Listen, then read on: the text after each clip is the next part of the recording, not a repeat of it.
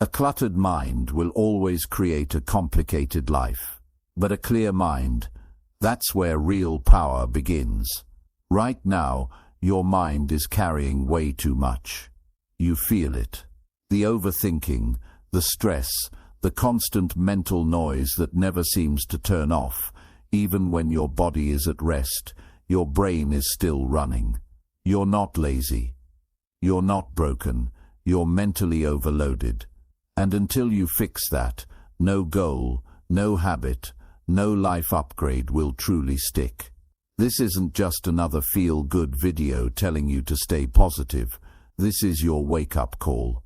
If your thoughts have been heavy, if your focus is all over the place, if you keep starting and stopping because you feel stuck or burnt out, this video is the reset your mind needs. Real talk, real solutions.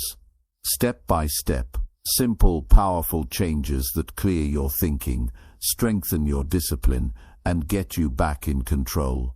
We're breaking down why you feel off, why you procrastinate, why you get distracted easily, and what to do about it. You'll understand how to stop escaping your emotions, how to handle chaos, how to stop doubting yourself, and how to build the kind of mindset that doesn't just survive, but leads. This isn't about being perfect. It's about finally feeling free in your own mind. If you've ever said, "I know what to do, I just can't seem to do it," then this is for you. Don't scroll away. Don't click off. What you hear in the next few minutes can completely shift how you think, how you feel, and how you show up every single day. This is how to detox your mind. And once you start, your old patterns won't survive the new you. Stay until the end. Watch it all the way through. The clarity you've been chasing starts right here. Chapter 1. You're not lazy. You're mentally overloaded. You don't have a laziness problem. You don't lack ambition. You're not falling behind because you're incapable. The truth is, your mind is carrying too much, and nobody ever taught you how to unload it. That's what's been holding you back. It's not your character. It's not your desire. It's the weight of mental chaos that's been running your life from the shadows. Right now, if you feel tired no matter how much you sleep, if you struggle to finish simple tasks, if your energy comes in short bursts and fades before you make real progress, then you need to hear this. You're not broken, you're overloaded. And when your mind is flooded, your body shuts down. You scroll, you stall, you wait for the motivation to hit you like a lightning bolt, but it never does. You've convinced yourself that you're just lazy, that you just don't have the drive others seem to have, but deep down you know that's not the truth. You've seen yourself push through things before. You've had moments when you were unstoppable. The fire's not gone. It's just buried beneath the noise. And until you clear that noise, nothing's going to change. Mental overload doesn't scream at you. It creeps in silently. It builds up with every unfinished task you tell yourself you'll get back to. It multiplies with every notification, every conversation you didn't really want to have, every decision you forced yourself to make without clarity. Your mind becomes a battlefield, not because you're weak, but because you're constantly under attack by distractions, expectations, regrets, and uncertainty. That's the kind of war no one sees. It doesn't leave bruises on your body, but it bruises your drive, your vision, your self-respect. And when that happens, you don't feel like showing up for your goals. You feel like hiding. You feel like disappearing. That's not laziness. That's survival. The problem is, we live in a world that praises hustle and punishes stillness.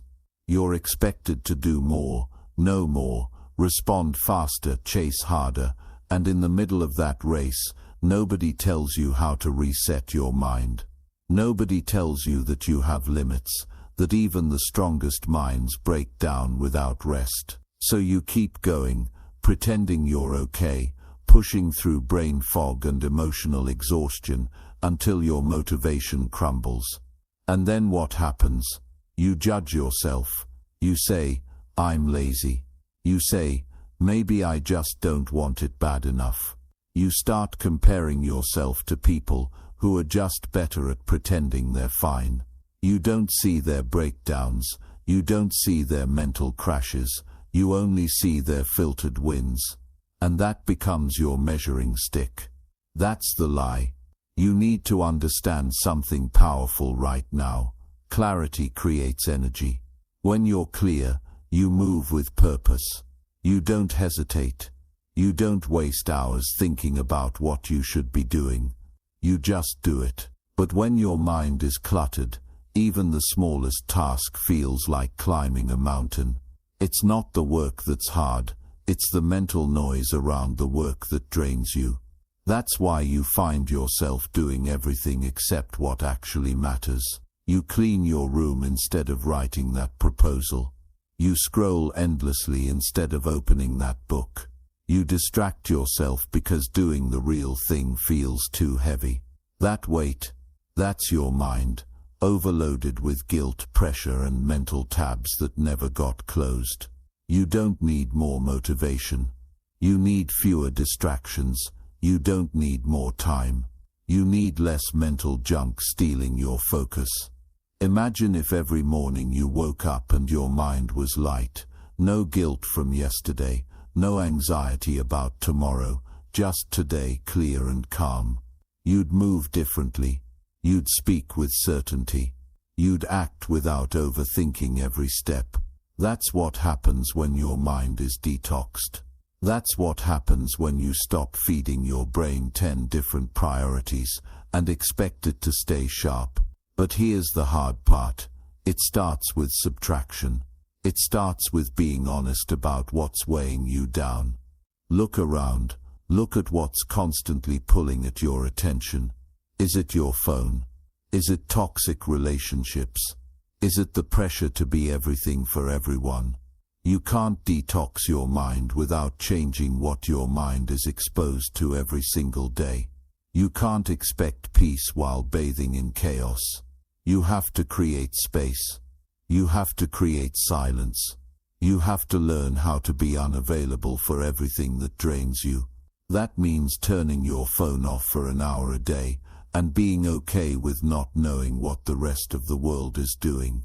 That means saying no to things that don't serve your growth, even if they feel familiar. That means waking up and doing the hardest task first before your brain has a chance to talk you out of it. And it means respecting your mind the way you would respect a high-performance machine, because that's what it is. But even the best machines break down when overused. The moment you stop blaming yourself for being lazy and start recognizing that your brain is begging for stillness, everything changes. Your energy returns. Your focus sharpens. Your confidence comes back. You stop wasting time judging yourself and start using that time to move forward. That's the difference between guilt and growth. Guilt holds you in the past. Growth helps you move forward, one clear step at a time. If you want to make progress, stop trying to do it all at once. Focus on one thing. Clear the noise. Get brutally honest about what you can remove from your life today. Not tomorrow, not next week, today. If your mind is overloaded, the answer isn't to add more pressure. It's to cut through the clutter and simplify. That's when your power returns. And let's make one thing clear right now. Progress doesn't require perfect days. It requires clarity, consistency, and courage. Courage to step away from distractions. Courage to choose the hard thing over the easy escape. Courage to believe that you're not lazy. You're capable, powerful, and ready to rise once your mind is free. Your mind is not your enemy. It's not fighting you. It's fighting everything you've allowed in that doesn't belong. The opinions, the noise, the pressure, the past. When you clear it, even just a little, you'll feel the difference in your body. You'll feel lighter. You'll breathe deeper. You'll want to move again. That's not laziness disappearing. That's clarity taking its place. So here's the truth. You are not lazy. You are tired of carrying thoughts that don't belong to you. You are done living under the weight of unmade decisions. You are exhausted from trying to please everyone except yourself. And that ends now. You're here because something inside you knows it's time to reset. Time to remove the mental clutter and build a mind that works with you, not against you. You don't need permission. You don't need to wait for the perfect moment. You just need to start by clearing the next piece of noise, because every ounce of peace you create is power. Every bit of silence you protect is focus. Every distraction you remove is strength. And once you start, you'll never go back to calling yourself lazy again. Chapter 2. Your thoughts are lying to you. The most dangerous lies aren't the ones people tell you. It's the ones your own mind whispers when no one else is around. The quiet ones, the ones that sound like truth. The ones that tell you you're not good enough, not ready, not strong enough, not smart enough, not worthy of something better. And if no one interrupts those thoughts, if you never challenge them, they start to feel real. You live under the weight of them. You believe you're stuck, not because you actually are, but because your thoughts convinced you of a limitation that doesn't even exist.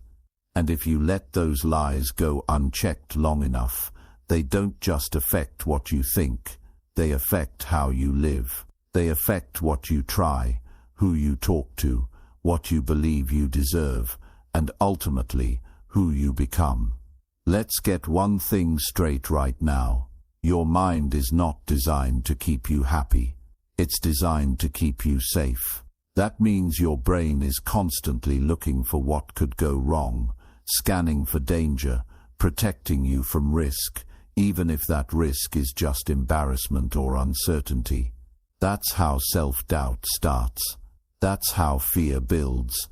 That's how anxiety grows roots. Not because you're broken, but because your brain is trying to protect you with outdated programming. And when that programming goes unchallenged, it becomes the lens you see yourself through. You don't just have doubtful thoughts, you start becoming a doubtful person. You don't just feel insecure, you start believing that's who you are. And that's where the damage happens, not because you aren't capable, but because your thoughts have become your prison guard. You could have the talent, you could have the skills, you could have the opportunity, but if your thoughts are against you, you will self-sabotage. You'll shrink in rooms you were born to stand tall in. You'll stay quiet when your voice is needed. You'll hesitate when you should be moving. That's the power of your mind. And the scariest part, it never yells, it whispers. It sounds like your own voice. That's why it's so convincing. Because when your thoughts lie to you, they don't feel like lies. They feel like truth, wrapped in your own tone. This is why you have to wake up and take control of your inner narrative. Because if you don't lead your mind, it will lead you somewhere you never wanted to go. If you don't challenge the lies, you'll end up building your life around them. You'll settle in relationships that drain you. You'll avoid risks that could transform you. You'll trade your potential for comfort, your future for fear. And the scariest part is, you'll call that normal. You'll call that just how I am. But that's not who you are. That's who your thoughts tricked you into becoming. You have to realize your mind is a constant conversation. Every moment of every day, you are talking to yourself. You're narrating your experiences. You're interpreting your life. You're assigning meaning to everything. And if you don't take control of that internal dialogue, it will destroy you from the inside out. It will convince you that failure is final. That rejection means you're not enough. That discomfort is danger. That change is a threat. That growth is too risky. But none of that is real. It's just fear in disguise. It's just your thoughts trying to keep you inside the cage they've built for you. The truth is, most of the limitations you think you have are just thoughts you've repeated so many times they've hardened into beliefs.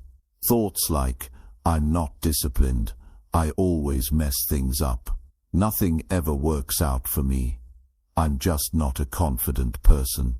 These aren't facts, these are mental habits, and habits can be broken. But you have to decide that you're no longer going to be bullied by your own mind. You have to get aggressive about changing the script. Not just positive thinking. Not just surface-level affirmations. Real, grounded, disciplined self-leadership. That means when a thought shows up and tries to hold you back, you stop and ask, is this true? Is this useful? Is this leading me where I want to go? And if it's not, you rewrite it. You drop it.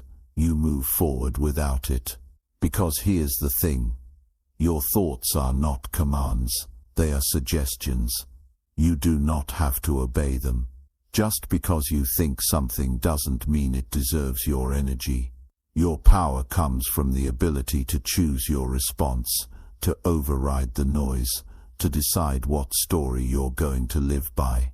And the best part, the more you practice this, the stronger you get. You train your mind like a muscle. At first it's hard, the lies are loud. They feel automatic. But over time, with repetition and awareness, you start to reclaim your power. You stop reacting to every thought like it's a signal from the universe. You slow down. You get calm. You observe. And from that place of awareness, you act, not from fear, not from insecurity, but from clarity. And that's where your life begins to change. Because when your inner world becomes clean and clear, your outer world follows. You make better decisions. You speak with confidence. You stop shrinking to make other people comfortable. You stop living in the shadow of your fears. You stop apologizing for your own ambition. You stop hiding behind doubt. You become who you were meant to be. Not because you added something new to your life, but because you finally stopped letting your thoughts lie to you. It's time to remind yourself that you are not your thoughts. You are the awareness behind them. You are the one who gets to choose what to believe, what to ignore, and what to act on. You are the one who gets to decide if this is the chapter where your story gets smaller, or the one where it finally begins to expand. You are not too late. You are not too damaged. You are not too far behind. Those are all lies your mind tells you to keep you still. And today is the day you stop listening. You can choose a new thought. Right now. You can choose to believe in your ability to grow. You can choose to believe that your past does not define your future. You can choose to believe that discomfort is part of your rise, not a reason to quit. You can choose to believe that you are worthy of more, not someday, not when you fix everything, but now. You can choose to walk into the next version of yourself without waiting for your thoughts to give you permission. Because if you wait for your thoughts to always feel good, you'll stay stuck. But if you move anyway, if you take action even while the fear is there, something powerful happens. Your thoughts begin to shift. Your mind starts to adapt to your new direction, and the lies get quieter. So here's your truth. You are not what your thoughts say on a bad day. You are not your doubts. You are not your fears. You are not your worst moment. You are the one who rises. You are the one who decides. You are the one who leads. And when you take that power back, your mind no longer controls your life. You do. Chapter 3. You can't grow until you stop escaping. The life you want, the person you know you're capable of becoming, the peace you crave, It's all sitting behind one hard truth you have to face. You cannot grow while you keep running from yourself. You can't evolve when every time it gets uncomfortable, you disappear into distraction. You can't become stronger when you treat every hard moment like a signal to escape. Growth doesn't happen in convenience. Growth lives in the resistance you're trying to avoid. And until you stop escaping, until you choose to stay in the discomfort long enough to learn from it, nothing changes. This world makes it so easy to run. The moment life gets too quiet, your phone is in your hand. The moment you feel anxious, you're reaching for food, for noise, for someone to talk to, anyone or anything that can pull you out of the moment. And you think it's harmless. You think it's just how life works now. But what's really happening is deeper. You're training your brain to believe that discomfort is danger. You're teaching yourself that pain must be avoided. You're building a habit of mentally checking out the second things don't feel perfect. And that habit becomes a prison. You don't face the fear, you scroll past it. You don't sit with sadness, you mute it with music. You don't listen to what your soul is trying to say, because the volume of escape is always louder. What no one tells you is that your breakthrough is often hidden inside the exact emotion you're trying to run away from. Your healing lives in the silence you keep avoiding. Your clarity shows up in the quiet, but it only reveals itself when you stop distracting yourself long enough to hear it. Escaping feels good in the short term, but it steals your long-term peace. It gives you momentary relief, but robs you of self-respect, because deep down, even if no one sees you avoiding your life, you see it. And that inner knowing, that guilt you carry, it adds up. It weighs on your confidence. It shows up in your lack of progress. It bleeds into your relationships. And eventually, it becomes your default setting. You were not born to numb yourself. You were not built to shrink away from every challenge. You were made to rise. You were built to face, to feel, and to overcome. But when you make a habit out of escaping the hard parts of life, you rob yourself of your own power. You never give yourself the chance to prove how capable you really are. You never develop the muscle of mental strength, because every time you hit a wall, you look for the nearest exit, instead of learning how to climb. But here's the thing, it's not about being fearless. It's not about becoming some emotionally detached robot who never struggles. It's about learning to stay. Stay when it's awkward. Stay when it's boring. Stay when it's painful. Stay when your old self would have already checked out. Because that's where the transformation happens. When you feel the urge to escape, and you don't. When you sit in the discomfort and breathe through it. When you hear your old thoughts and refuse to follow them. That's when your brain starts to change. That's when your nervous system starts to adapt. That's when the old cycle finally breaks.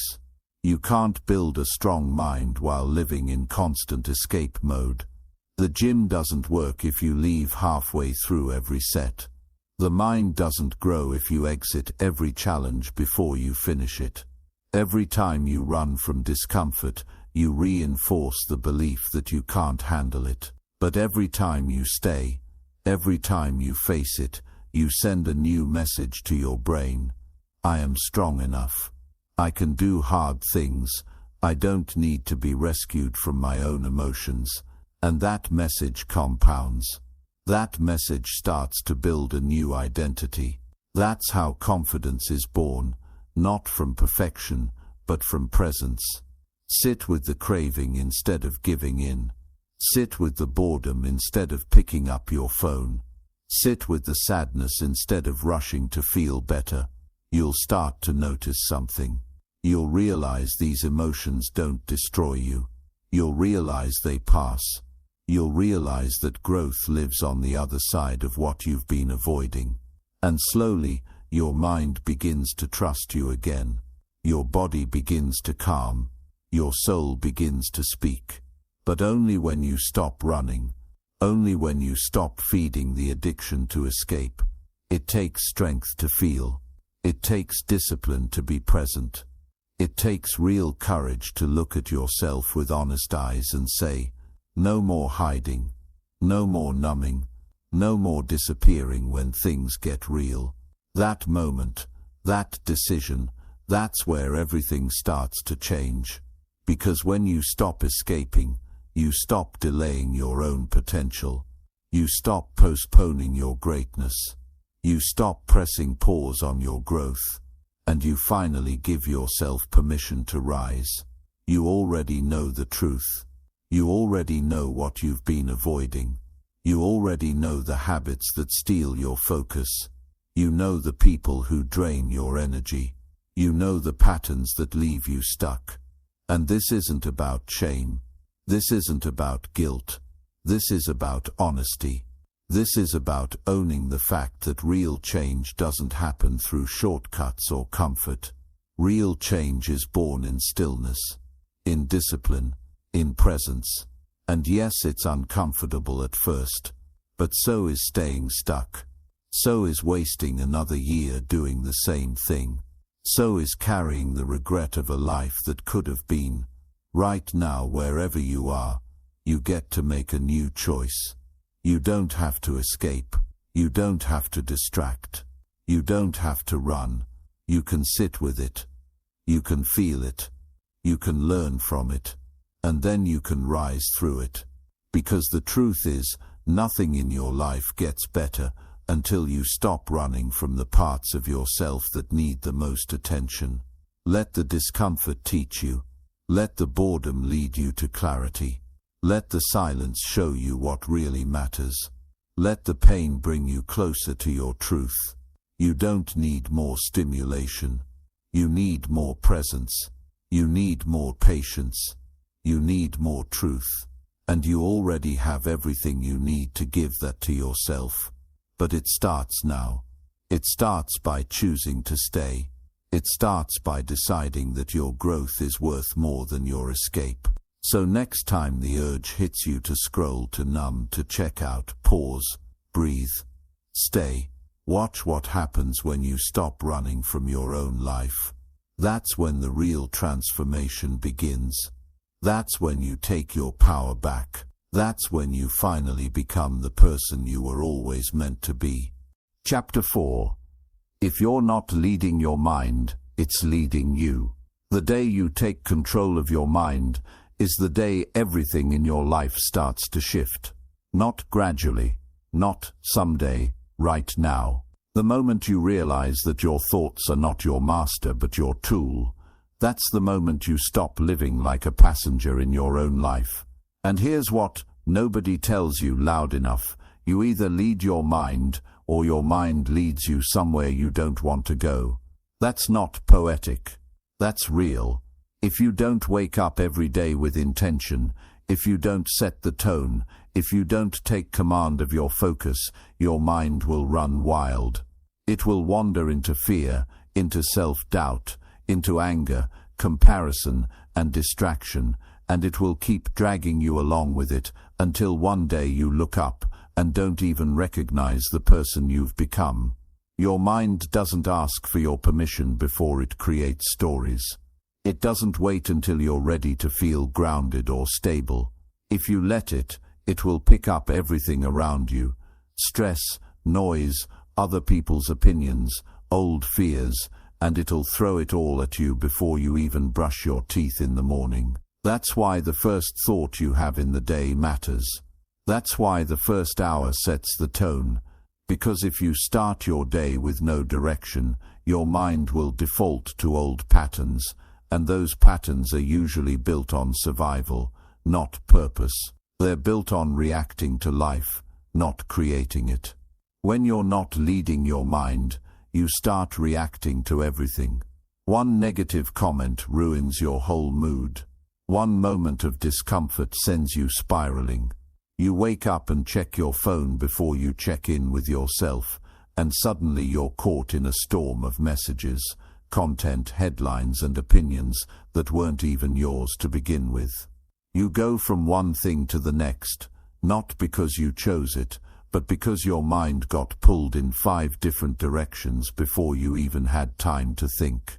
And now you're behind, you're stressed, you're frustrated, and you wonder why you feel off all day. This isn't just about mindset. This is about your entire life. The way you think determines how you feel, how you behave, how you respond, how you show up in relationships, and how you chase your goals. Every part of your reality is shaped by your mental patterns, and if you let those patterns stay on autopilot, you're gambling with your future. You're hoping that things will somehow fall into place while your mind is running loops of fear and indecision. But hope is not a strategy, and your mind doesn't become strong by accident. It becomes strong when you decide to take control. Think about this. Every successful, grounded, focused person you've ever admired didn't get there because they never had fear or doubt. They got there because they refused to let those things lead the way. They woke up and said, "This is what I'm doing today. This is what I believe. This is what I will focus on." And they repeated that every single day until it became their default setting. Not because they had better circumstances, but because they practiced mental leadership. You have to start doing the same. That means you don't just roll into your day. You wake up and you take ownership. You decide what you're going to think. You decide what matters. You remind yourself of your vision. You remind yourself of your values. You take your power back. Because if you don't do that, if you don't intentionally lead your mind will pull from anything and everything around it. It will grab your past. It will grab your insecurities. It will grab every memory of failure, every reason to procrastinate, and every excuse it can find to keep you small. And then it will act like it's doing you a favor by keeping you safe. But playing small doesn't keep you safe. It keeps you stuck. It keeps you silent. It keeps you stressed and tired and disconnected from the life you're capable of living. Your mind will convince you that you're not ready, that you're not good enough, that the timing isn't right, and those lies will feel real because you've never challenged them. But today is the day that changes, because from this moment forward, you are no longer the follower of your mind. You are its leader. You are its commander. You are the one who gets to decide what your focus will be, what your story will be, what your future will look like. And don't wait for the perfect moment to start. Don't wait until your mind feels calm or your circumstances are easy. You lead anyway. You wake up and lead even when you feel tired. You lead when your mind is messy. You lead through the doubt, because leadership isn't about waiting. It's about choosing. Choosing to rise above the noise. Choosing to say, "No, that's not the thought I'm feeding today." Choosing to bring yourself back to center again and again, no matter how many times your mind tries to pull you off course. You're not just building a better life. You're building a better relationship with your mind. A relationship where you are the one in charge. A relationship where you don't obey every thought that shows up, but where you question, where you filter, where you align every thought with your mission, your peace, and your purpose. Because a powerful mind doesn't come from avoiding challenges. It comes from learning how to direct your thoughts when challenges show up. It comes from knowing that just because your mind is busy doesn't mean it's right. Just because it's loud doesn't mean it's wise. Just because it's scared doesn't mean it's protecting you. You lead with clarity. You lead with intention. You lead with vision. You don't lead by accident. You don't let your emotions take the wheel. You don't let fear set your pace. Because you've been down that road, and it never leads anywhere new. But today you're choosing different. Today you're choosing discipline over reaction. Today you're choosing presence over panic. Today you're choosing to lead your mind like your life depends on it, because it does. And the beautiful part, the more you lead, the quieter the chaos becomes. The more you lead, the stronger your confidence gets. The more you lead, the more your actions match your values. And the people around you notice. Your energy shifts. Your results shift. Your entire life begins to take shape in the direction of your thoughts. But not just any thoughts. The thoughts you choose. The thoughts you lead. The thoughts you've trained to serve your purpose. So remember this. If you're not leading your mind, it's leading you. And if it's leading you, it's not thinking about your goals. It's thinking about your fears. It's not thinking about your future. It's replaying your past. That's why your leadership matters. That's why your discipline matters. And that's why today is the perfect day to take the wheel back and start leading like your potential depends on it, because it does. Chapter 5. You're addicted to chaos because it feels familiar. You don't need more motivation. You don't need more time. You don't even need more knowledge. What you need is peace. But here's the truth that's going to hit hard. Peace feels unfamiliar, and your mind craves what it knows, not what's good for you. That's why chaos keeps finding you. That's why you always end up in drama you didn't ask for. That's why your life feels like one emotional emergency after another, even when nothing major is actually going wrong. Because chaos doesn't need a reason to exist in your life. It only needs a routine. And if you've lived long enough with mental chaos, emotional intensity, constant pressure, and unpredictable energy, then your brain has started to believe that's your normal. So even when things start to get calm, you self-sabotage. Not because you hate peace, but because peace feels like a threat to the version of you that only knows how to function in noise. What no one talks about enough is how deeply our nervous system becomes wired to crave intensity. Not just external chaos, but internal chaos too. You're not just addicted to what happens around you. You're addicted to the mental habits you've built, overthinking, worrying, rushing, solving imaginary problems that haven't even happened yet, responding to people who don't deserve your time, replaying arguments in your head, chasing validation from people who barely understand you. It's not just toxic environments you keep falling into, it's the need to feel on edge, because that edge is where you've always survived. And now survival feels safer than stillness. That's why your life can look okay on the outside, but inside, you're always on alert. It's like your mind is waiting for something to go wrong. Like if things are too quiet, something must be off. That's not intuition, that's conditioning. That's what happens when chaos becomes your comfort zone. You start mistaking peace for boredom. You start mistaking calm for danger. And you don't even realize it. You pick fights with people who love you. You create problems when none exist. You overanalyze until something breaks. Because that emotional spike, that internal roller coaster, it feels familiar. It feels like home. And we all run toward what feels like home, even if it's burning us from the inside. Now this is where things shift. The moment you realize that your addiction to chaos is not your fault, but it is your responsibility to break. Because you can't build a peaceful life with a mind that craves disruption. You can't have emotional clarity when you keep feeding emotional chaos. And if you don't interrupt that cycle, your peace will always be temporary. You'll get a taste of it, and then your brain will pull you right back to what it knows. Familiar stress, familiar patterns, familiar pain. So the work is this: you have to retrain your nervous system to feel safe in calm. You have to let go of the identity that's been shaped by surviving. You have to choose peace even when it feels uncomfortable. And at first it will. Stillness will feel strange. Quiet will feel boring.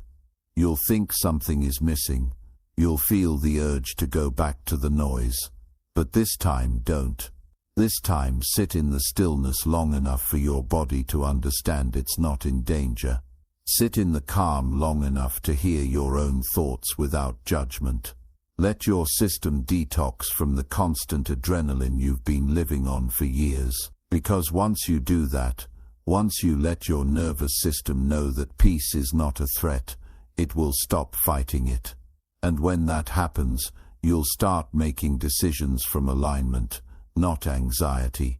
You'll stop responding to every notification like it's life or death. You'll stop needing other people's chaos to feel alive. You'll stop creating drama in your own mind just to feel something. And you'll start creating space, mental space, emotional space, spiritual space for what actually matters. Because when your mind is addicted to chaos, everything becomes a crisis. But when your mind is rooted in peace, you finally get the clarity to ask, does this even deserve my attention? That's power. That's growth. That's freedom. But don't expect the old you to let go without a fight. That version of you that's addicted to stress, that thrives in dysfunction, that finds comfort in overthinking, it will resist. It will try to pull you back. It will tell you this new peace is fake, this new calm is boring, that you need to be busy or stressed or urgent to be productive. That's the withdrawal. That's the detox. And if you can get through that, if you can push through the temptation to go back to chaos, you will experience a level of inner strength you've never felt before. Because that strength doesn't come from doing more. It comes from being still and not running from it. It comes from watching your triggers rise and choosing not to react. It comes from breathing deeply when your old self would have already exploded. That's leadership. That's emotional mastery. That's you becoming the version of yourself that doesn't just talk about peace but lives it. You don't need to fix everything at once. You just need to become aware. Notice when you're creating problems just to feel in control. Notice when you're responding to energy that doesn't belong to you. Notice when you're chasing intensity instead of depth. That awareness alone breaks the spell. And once the spell is broken, you begin to see just how much power you've given away to things that were never meant to hold it. You are not broken. You are not toxic. You are not damaged beyond repair. You are wired for survival. And now it's time to rewire for peace. You are allowed to be calm. You are allowed to live without constant pressure. You are allowed to say no to chaos, even if it comes from people you love. You are allowed to protect your energy like your future depends on it, because it does. Every time you choose peace over panic, every time you choose stillness over stimulation, every time you choose clarity over noise, you are building a new default setting. One that doesn't need chaos to feel alive. One that doesn't need drama to feel connected. One that doesn't need pressure to feel purpose. So next time life slows down and your old patterns start pulling you back into that storm, remind yourself that you're done surviving. You're done performing for the noise. You're done sacrificing your peace for the thrill of dysfunction, because now you've seen what it's doing to you. You've felt the weight of it, and you're ready to be free. Free to build a life that feels light, focused and intentional.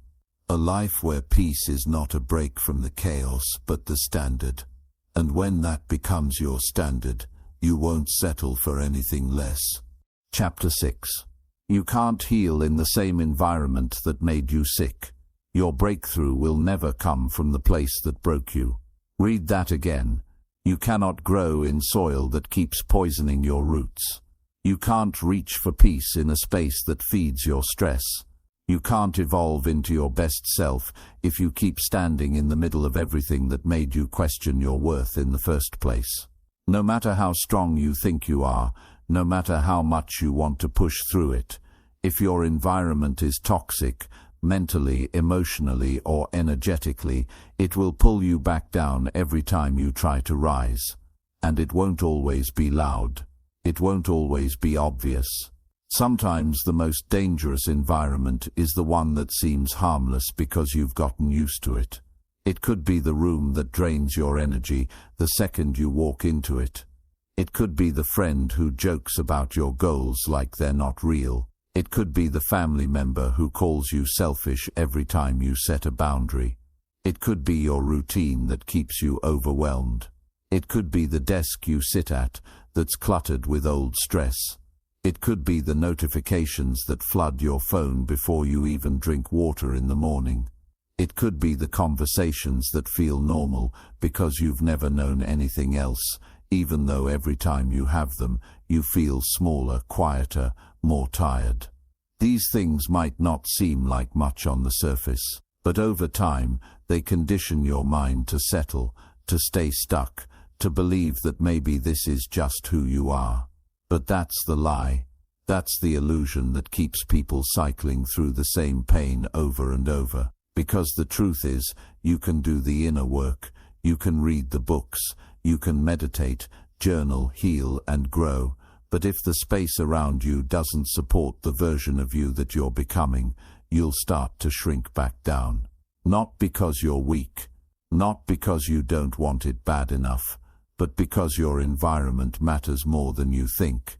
It's like trying to recover from smoke damage while still living inside the burning building. You start to feel hopeless. You start to think maybe healing isn't possible. But healing is possible. Just not in the place that keeps wounding you. So the first step is honesty. Brutal, raw, unfiltered honesty. You have to ask yourself, what around me is feeding the version of me I'm trying to leave behind? And sometimes that question leads to answers that hurt. Because maybe the people you love the most are the ones pulling you back. Maybe the job that pays the bills is costing you your mental health. Maybe the city you live in, the routine you follow, the energy you allow, maybe none of it is built to support who you want to become. That kind of realization can feel heavy. But don't run from it. Sit with it. Let it wake you up. Because healing starts when you stop pretending that everything's fine. Growth starts when you stop making excuses for why you're still stuck. And no, you don't have to burn your whole life down overnight. But you do have to shift something. Maybe it's the room you work in. Maybe it's the time of day you wake up. Maybe it's how often you see certain people. Maybe it's deleting the app that keeps you comparing your life to someone else's highlight reel. Maybe it's saying no more often. Maybe it's finally telling someone the truth. Small changes. Honest ones. Ones that protect your peace and prioritize your healing. And this is important. You are not wrong for outgrowing the people and places that once felt like home.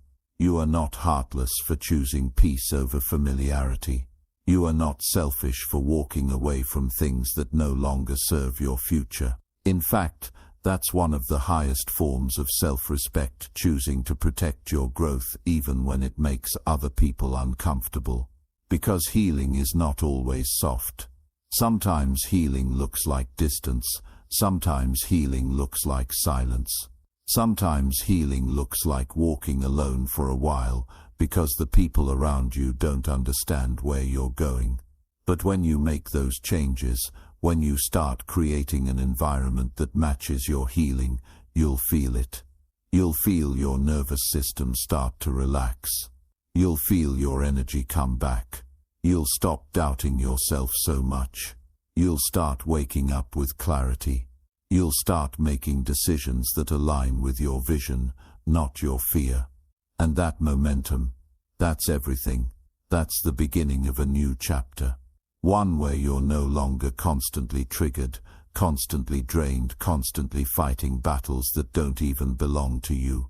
You deserve to wake up in a space that feels safe. You deserve to live around people who want to see you win, not compete with your progress. You deserve to create routines that nourish you, not exhaust you. You deserve to feel calm in your own body. You deserve to feel free in your own mind. And if that means changing your environment, then change it. Don't wait for it to magically transform. Don't wait for permission. Don't wait until it becomes unbearable. The sooner you make the shift, the sooner your healing becomes real. Not a dream, not a hope, but a reality that you live in every single day. It doesn't make you disloyal to choose a better path. It doesn't make you fake to want something more. Growth demands new ground. Healing needs healthy soil. And peace requires protection. If you're going to detox your mind, you have to stop returning to what made you sick. You have to stop convincing yourself that you can heal in chaos. You can't. And you know that now. So take the steps. One by one. Build a space that feels light. Curate your energy like it's your most valuable asset, because it is. Surround yourself with voices that uplift you, with routines that ground you, with habits that clear your mind. And remind yourself every single day that you're not running away from your old life. You're walking toward a new one. One that finally makes space for the peace, the power, and the purpose you've always deserved. Chapter 7. Self-doubt is a program, not a personality. You are not broken. You are not weak. You are not someone who just lacks confidence. And no, you weren't born with less belief in yourself than everyone else around you. The truth is much simpler, but also more powerful than what you've been told your whole life. Your self-doubt isn't your personality.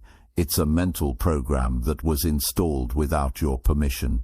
It's a system, a script, a repetitive loop that's been playing in your head for so long that you've mistaken it for who you are. But it's not who you are. It's a pattern. It's a voice you've been listening to for years. But the moment you choose to challenge it, you begin to reclaim your real identity. The identity that existed before the world convinced you that you weren't enough. And here's what makes this so important to understand. When you believe that self-doubt is a part of who you are, you stop fighting it. You start building your life around it. You start saying no to things that you're actually capable of doing. You start talking yourself out of taking the risks that could change everything. You stay quiet when you should speak. You settle when you should demand more.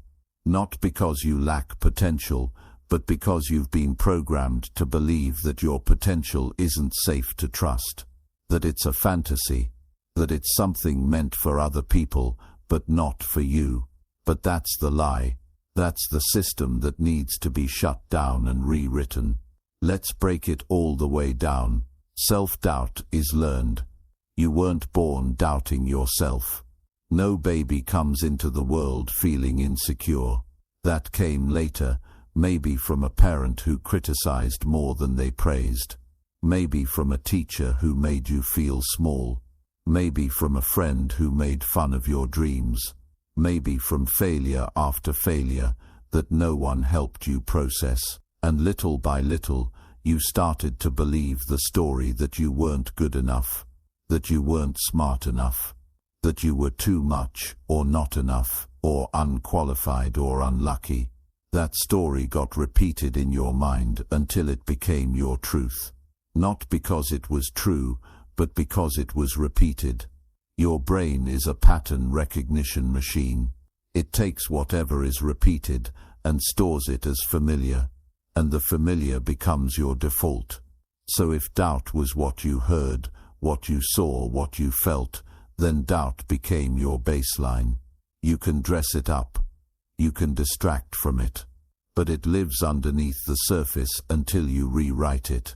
And the only way to rewrite it is to stop treating it like your identity and start treating it like what it really is. A glitch in the code, a bug in the system, one that you didn't install, but one you have the power to delete. You don't have to believe every voice in your head.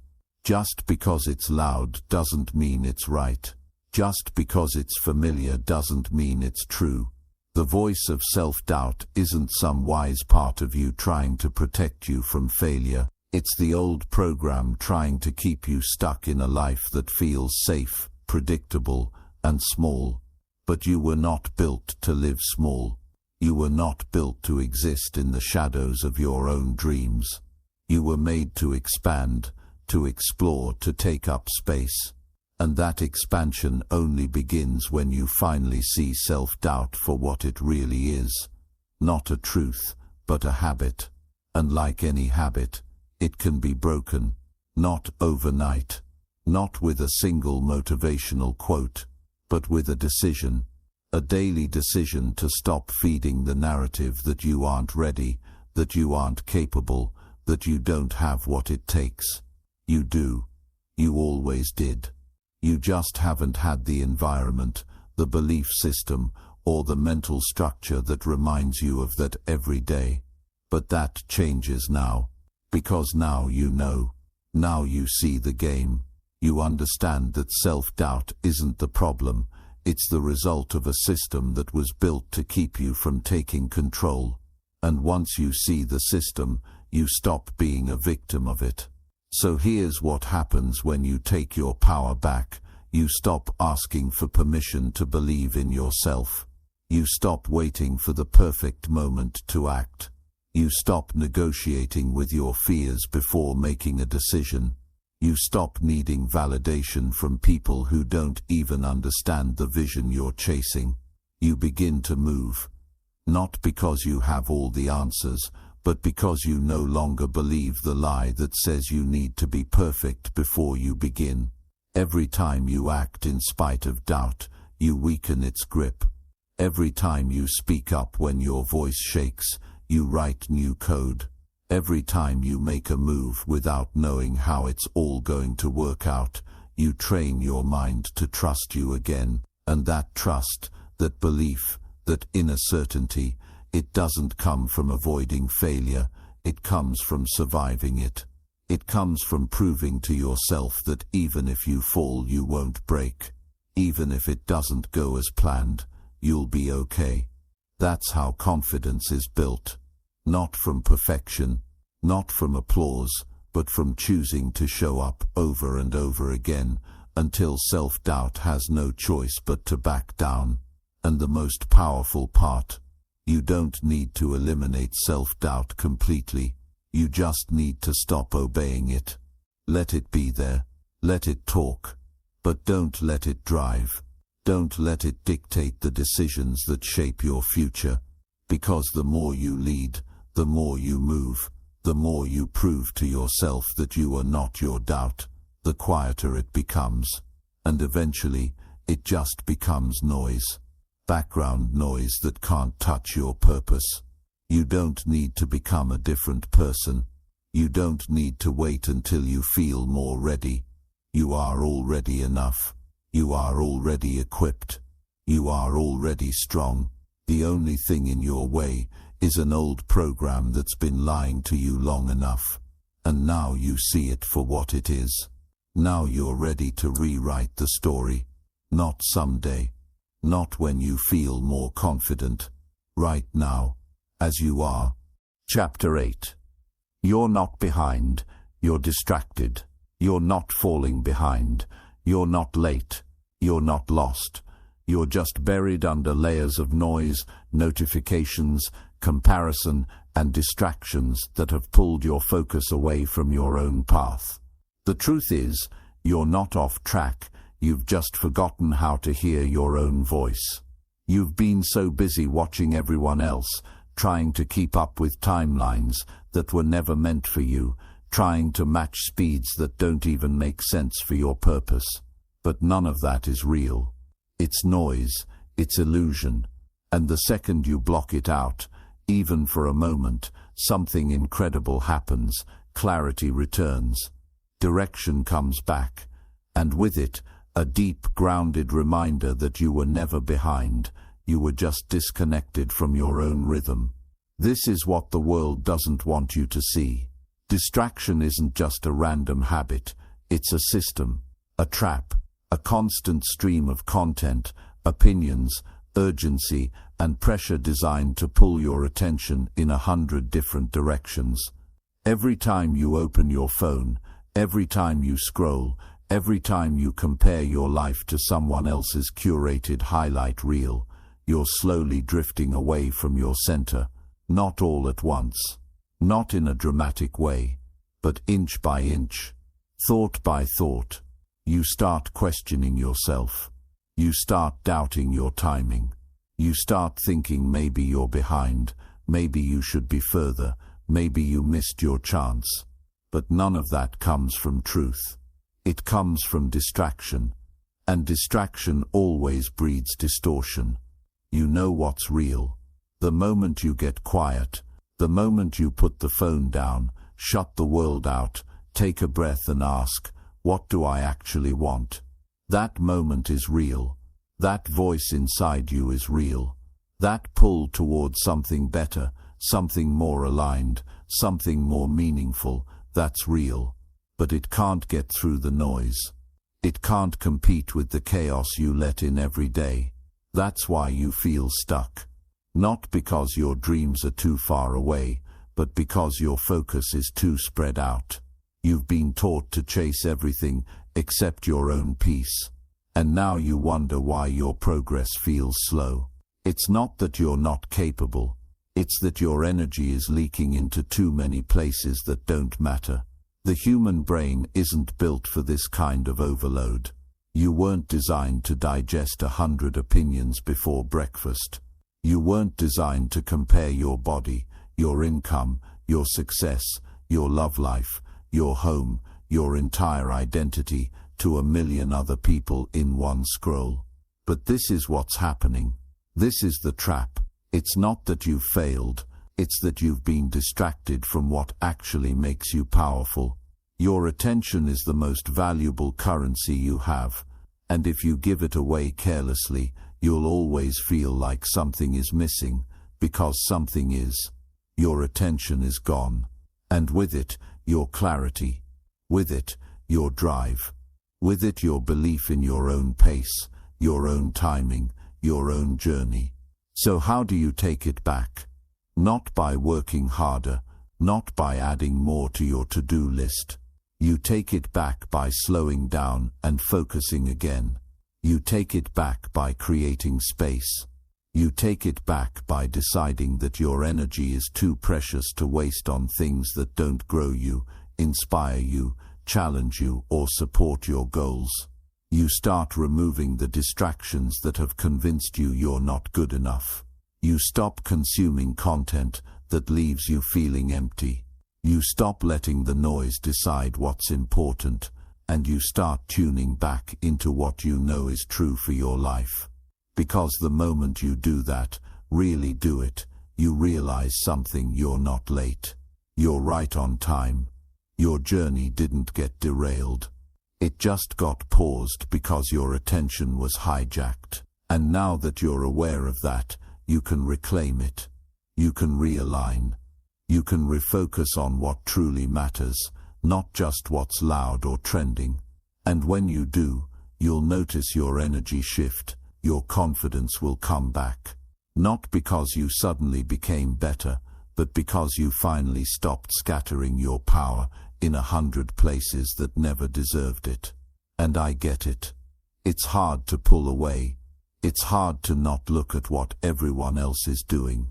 It's hard to not feel like you're being left behind when you see people posting their wins, their trips, their progress. But you have to remind yourself what you're seeing isn't real. It's curated. It's edited. It's a snapshot of someone's best moment on their best day. It's not the whole picture. It's not the late nights, the doubt, the failures, the breakdowns, the mess behind the scenes. And it's definitely not a timeline you should be living by. You have your own. And the more you respect your own path, the more peace you'll find in the process. That's what growth is. It's not loud. It's not always visible. It's quiet focus. It's daily discipline.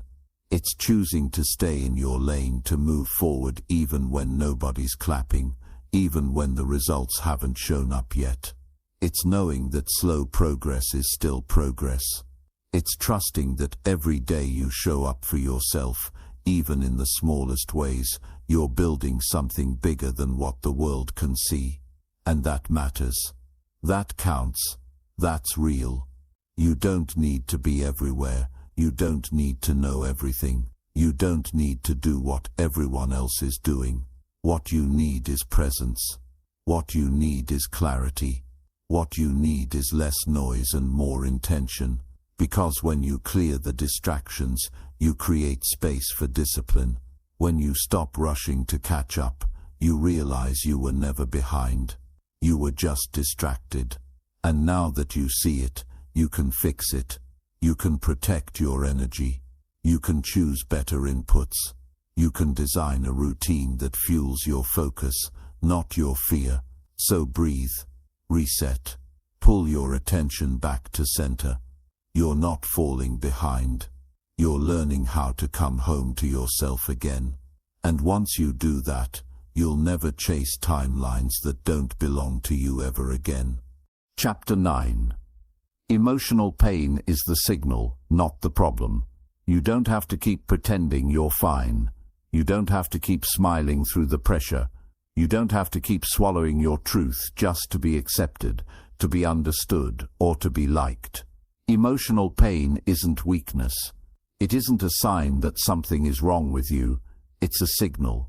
It's your mind, your body, your spirit trying to tell you something in the only language it knows how to speak.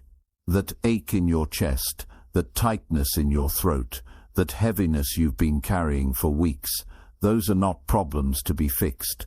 They are messages to be heard. And when you finally stop trying to silence them, when you stop seeing your emotions as the enemy, you'll begin to understand that everything you feel is pointing you back to something that needs to be seen, processed, and set free. You are not weak because you feel deeply. You are not broken because you're hurting. The truth is, the reason it hurts so much is because you're no longer able to lie to yourself. That version of you who kept avoiding the conversation, avoiding the reflection, avoiding the truth, it can't survive anymore. And your emotions are the fire burning through that layer of denial. You feel what you feel because you're becoming more aware, not less. And that awareness is a gift. That pain is a doorway. But most people don't see it that way because the pain is uncomfortable. It's loud. It interrupts your routines. It slows down your productivity. It messes with your focus. So instead of leaning into it, you numb it, mute it, run from it. You scroll to avoid thinking. You overwork to avoid feeling. You stay busy so you don't have to sit with the truth. But emotional pain isn't going anywhere just because you hide from it. All it does is get buried deeper until it shows up in other ways: anxiety, anger, burnout, physical illness, toxic habits, broken relationships. That's what happens when you treat pain like a problem to escape instead of a message to listen to. You disconnect from your own wisdom. You disconnect from your own healing. But when you shift your mindset and decide to lean in instead of pulling away, everything changes. The pain becomes less terrifying. You stop labeling yourself as sensitive or dramatic or too emotional. You start realizing that you've just never had the space to actually feel without judgment. And now that you're aware of it, you can finally break the cycle. You can stop trying to rush past the discomfort and start asking better questions. Why does this hurt so much? What am I really afraid of? What am I avoiding that I need to face? That's how you take your power back. That's how you stop letting the pain control your reactions and start letting it guide your transformation. And the truth is, emotional pain always shows up for a reason. Sometimes it's from your past, something unresolved, something unspoken, something that was never acknowledged. Sometimes it's from the present, a boundary being crossed, a value being ignored, a truth being silenced. Sometimes it's about your future, a fear of failure, a fear of rejection, a fear of not being enough. Whatever the reason, the signal is clear. Something inside you needs attention. Something needs healing. And you will never fully detox your mind until you create space for that emotional process. Not by fixing it, not by forcing yourself to get over it, but by slowing down long enough to feel it fully, to let it move through you, and to let it teach you what it came to teach. You were never meant to carry everything alone. You were never meant to smile through the weight of the world. You were never meant to suppress what you feel just to appear strong. Real strength is not holding it all in. Real strength is having the courage to face your own truth with honesty, to sit with the pain without needing to distract yourself, and to say, I don't have all the answers, but I'm willing to be here with myself anyway. That level of emotional presence, most people never give themselves that gift. They're too busy pretending, performing, pushing everything down. But that's not the life you want. That's not the kind of peace you're chasing. You want real peace. It doesn't come from avoiding the pain. It comes from walking through it and realizing it didn't destroy you. It comes from facing the memory that used to break you and realizing you've outgrown it. It comes from feeling the sadness, the anger, the fear, and then choosing to act with clarity instead of reacting from the wound. That's emotional maturity. That's self-leadership. That's mental freedom. And maybe you've never been taught how to do that. Maybe you grew up in a home where feelings weren't allowed. Maybe you were told to toughen up, to stay quiet, to suck it up. And now, as an adult, you struggle to name what you feel. You struggle to know what to do with it. You've spent years disconnecting from your emotions, and now you wonder why you feel numb, lost, or overwhelmed. That's not a flaw in you. That's the system you were raised in. But you're not stuck there. You can learn a new way. You can reconnect. You can rewire. It starts by allowing yourself to feel without judgment, to cry without calling it weakness, to pause without calling it laziness, to rest without calling it failure, to feel the full spectrum of your emotional experience and know that every part of it is valid. Because healing isn't about always being happy. It's about being whole. And being whole means making room for every emotion, not just the ones that are easy or pleasant. So if you're feeling heavy, if you're going through something, if the weight of life has been sitting on your chest, please understand this. Your emotional pain is not here to punish you. It's here to awaken you, to reconnect you to yourself, to pull your attention back to what matters, to remind you of the truth that got buried underneath all the survival. You are not too emotional. You are not too much. You are not unstable. You are simply human, and you are allowed to feel. You are allowed to heal, and you are allowed to be fully present with every part of your journey, especially the parts that hurt. Because once you stop running from your emotions and start respecting them as signals, not problems, your entire world begins to shift. You become more grounded, more compassionate, more present, and from that place real healing begins. The kind of healing that's not performative or shallow, but deep and lasting. The kind of healing that allows you to move forward with strength, with wisdom, and with peace that no one can take from you. Chapter 10. You can't build a new life with a broken identity. The shift you're looking for won't come from changing your habits if you're still holding on to the identity that created them. The transformation you crave will never stick if the version of you doing the work is still silently loyal to the same old story about who you are. You can work hard, stay busy, stay disciplined, but if you keep seeing yourself as the broken one, the failure, the doubter, the person who never finishes, the one who always messes things up, then your actions will always bend to match that identity. Because your identity is the blueprint and your behavior is just the house being built on top of it.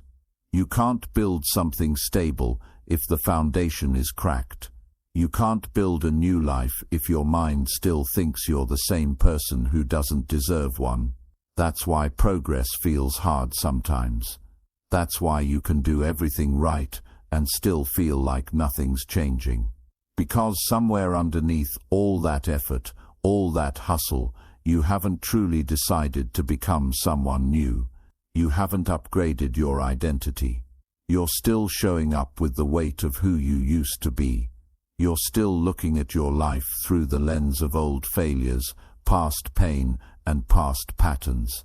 And as long as you see yourself through that lens, you'll sabotage anything that doesn't match it. You'll delay, procrastinate, shrink, doubt, question, and give up, not because the goal is too big, but because it doesn't fit the image you're still carrying around inside.